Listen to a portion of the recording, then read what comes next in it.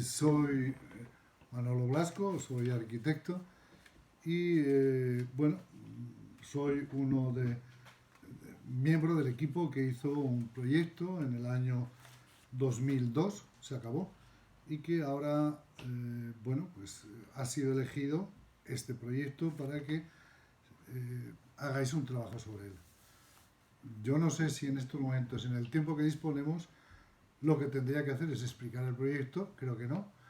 Lo que tendría que explicar es la génesis de aquel proyecto, que tal vez puede dar origen a entender la esencia del por qué ese proyecto. Y a partir de ahí, bueno, pues entender que lo que vais a hacer es reaccionar frente a, en este caso, un proyecto desconocido para vosotros hasta ahora, que es un proyecto de una reforma y ampliación de un centro escolar en Bilbao. Sí que me parece importante en el contexto en el cual estamos hablando, es que en aquellos momentos el fenómeno especulativo que se producía sobre la ciudad hacía que la intención de cualquier entidad, fuera religiosa, privada o pública, hiciera que cuando se tiene que hacer un nuevo edificio y una gran reforma, ¿por qué no hacerla fuera? ¿Por qué no hacerla fuera del entorno y reconvertir ese espacio en el centro de la ciudad? Indautxu es tal vez el centro más residencial de más intensidad y con más valor especulativo que tenía en estos momentos. Y sin embargo los jesuitas entienden que la propia función escolar y de dotación de este servicio en el medio de la ciudad hace que tuviera una decisión comprometida, que era reformar el colegio y seguir manteniendo la centralidad y seguir manteniendo la conexión.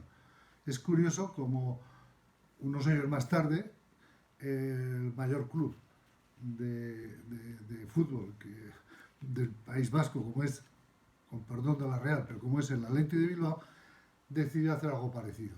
En vez de trasladar el Estadio San Mamés, lo que hizo fue dejar que la singularidad del estadio diera, bueno, pues uno de los valores más interesantes para entender la ciudad de Bilbao. Entonces, en este sentido, nos encontramos con que una manzana que se llega a consolidar, o sea, en el propio proceso de construcción del proyecto, se llegó a formar la manzana, en la cual han ido pasando muchas cosas. Pero esa manzana es el conjunto de una serie de decisiones históricas y de la evolución escolar.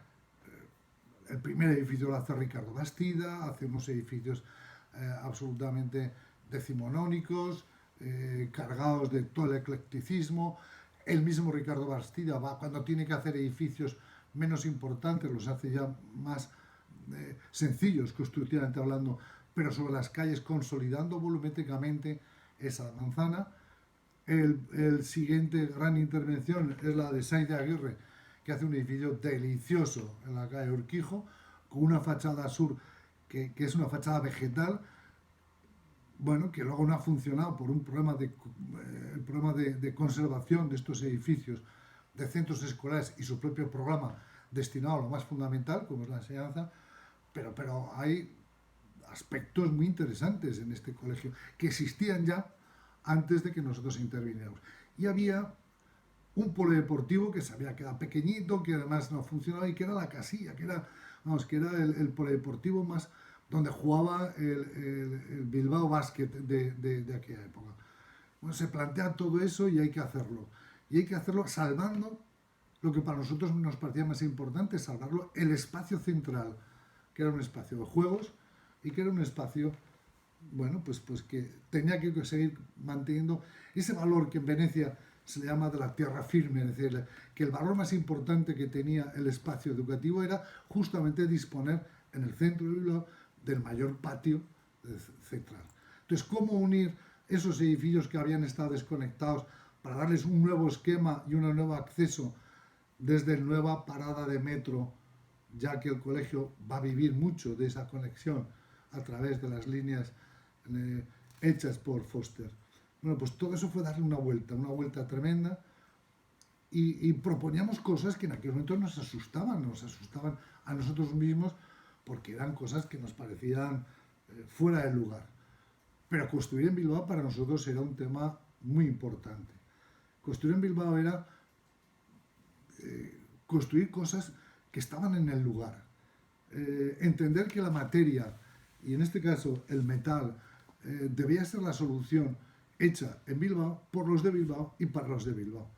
Y fuimos poco a poco, bueno, pues proponiendo que todo aquello se resolvía en una gran pieza, que era un puente de 65 metros de apoyo, que estaba a 8 metros elevado del patio y que por tanto se podía seguir utilizando como el gran campo de fútbol, que era la cantera, el colegio. Entonces es la cantera, o una de las canteras del Athletic de Bilbao.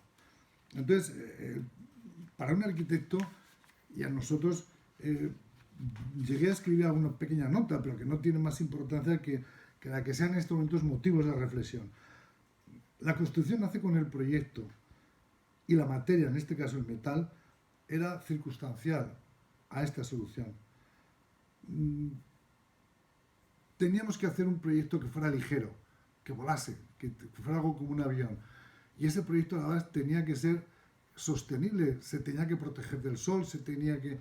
Y todo aquí nos dio una solución en una tecnología que casi se nos escapaba. Fue maravilloso para nosotros trabajar en Bilbao, en donde en el equipo que acabamos formando de una manera casual, pero incorporando poco a poco, pues acabamos todos opinando, ayudándonos los unos a los otros, y el ambiente hasta el final no pudo ser más estupendo.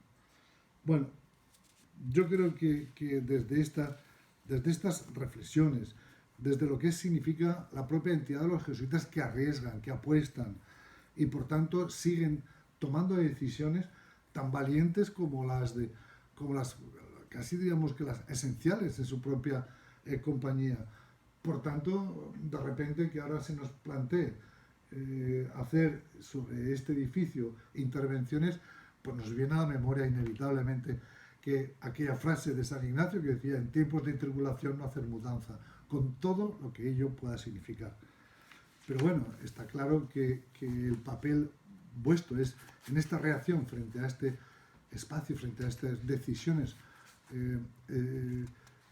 nuevas para vosotros, reaccionar en un día de una manera fantástica para proponer aspectos que luego un jurado os va a seleccionar.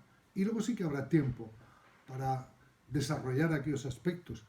Pero en definitiva, he visto las bases y qué se va a apostar. Bueno, yo creo que os tenéis que dejar llevar por esta intuición, y de la misma manera que nosotros tuvimos que responder a las 3 preguntas que nos hicieron, recuerdo perfectamente, en el año 1997, todavía del siglo pasado, cuando nos dijeron, pero ¿era posible aquello que les estamos diciendo? Seguro que sí. Pero era costoso. Económicamente cumplimos con aquella predicción. Y la última que nos hacían decir, y además quedará bien, era bello. Nos dimos cuenta que de una manera valiente, intuitiva, y no sé si decir arriesgada, en la misma sala que estábamos había casi 25 personas, y que nosotros en aquellos momentos teníamos la osadía o la valentía de tener la seguridad de que lo que estamos proponiendo podía llegar a ser un proyecto que en estos momentos, 25 años más tarde de aquella reunión, vais a tener que reconsiderarla. Pero esto es la arquitectura, construir sobre lo construido.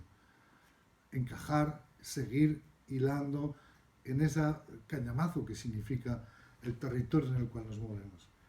Y poco más, podríamos seguir hablando mucho tiempo, pero es que yo creo que lo que se trata es de invitar a esta reacción ante este proyecto que vais a ver. Muchas gracias y a vuestra disposición.